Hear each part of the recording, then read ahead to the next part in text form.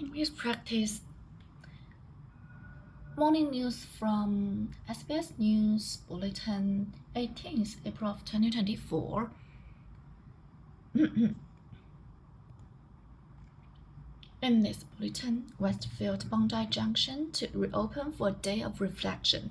A 19-year-old arrested for participating in riots following the weekly church stabbing attack, and in football, Manchester City take on Real Madrid for a spot in the Champions League semi-finals.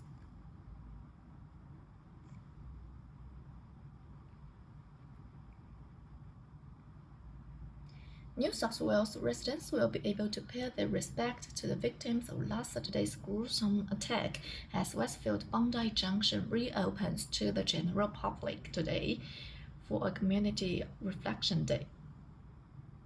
Police and security presence expect to be increased in the shopping center's vicinity following the events that left 6 people dead and several more injured. Elliot Russell, Chief Executive Officer of the Center Group, which manages Westfield, says normal trading hours are set to resume from tomorrow. On Friday, the 19th of April, the center will reopen for trade, with business partners trading their normal trading hours. Some retailers will choose not to open, and it will be their choice on that day, and it will be their choice when they do so. A 19-year-old man has been arrested in relation to a riot in Western Sydney following a stabbing attack at a church. The riot broke out after Bishop Mario Emanuel and other parishioners were stabbed during a live-streamed sermon at Christ the Good Shepherd Church in Wakeley on Monday. New South Wales police say they've now executed a search warrant at Doonside home where they arrested a 19-year-old who has been taken to Blacktown Police Station. Prime Minister Anthony Albanese says he is concerned at the disrespect shown toward police. Police need to be respected at all times, and people should allow them to go about their job. These are men and women who put themselves at risk in order to keep us safe, and we should respect them. And I'm very concerned at the lack of respect that we saw on Monday night in Sydney. Data from FlightAware reveals more than 270 flights to and from Dubai International Airport are cancelled, and a further 370 has been delayed because of flood runways. The airport has advised passengers not to turn up because of the very challenging conditions and has warned recovery will take some time.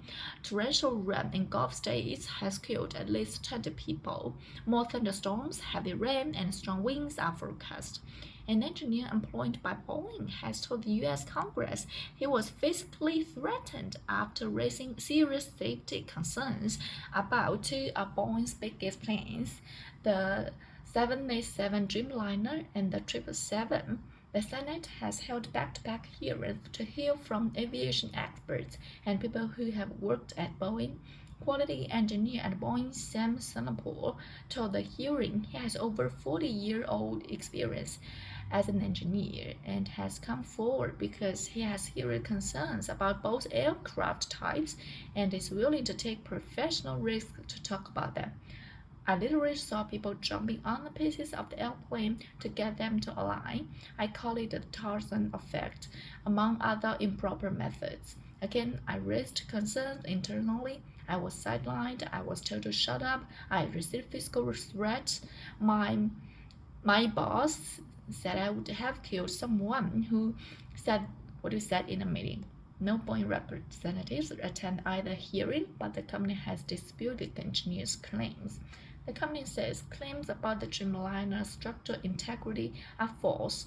Two Boeing engineering executives said in both design, testing, and inspections of the planes, some of them 12 years old, there were no findings of fatigue or cracking in the composite panels. The Boeing officials also dismissed Ms. Salapor's allegations that he saw factory workers jumping on the sections of the fuselage of the Boeing 777 to make them outline. Israel's Prime Minister Benjamin Netanyahu says his country would decide for itself how to respond to Iran's missile and drone attack with world leaders' urgent restraint. He made the comments after meeting with the British Foreign Secretary David Cameron and his German counterpart Anna. Iran has vowed to hit back if Israel responds to attack, which itself was launched in retaliation for a deadly strike on Iran's Damascus consulting building earlier this month. In football, Manchester City will attempt to utilize the home advantage as they host 14-time Champions League winners Real Madrid following a 3-3 draw in Madrid. A single goal win for either side will be sufficient to see them through to the next round, where they will take on the winners of the Bayern Munich Arsenal tie.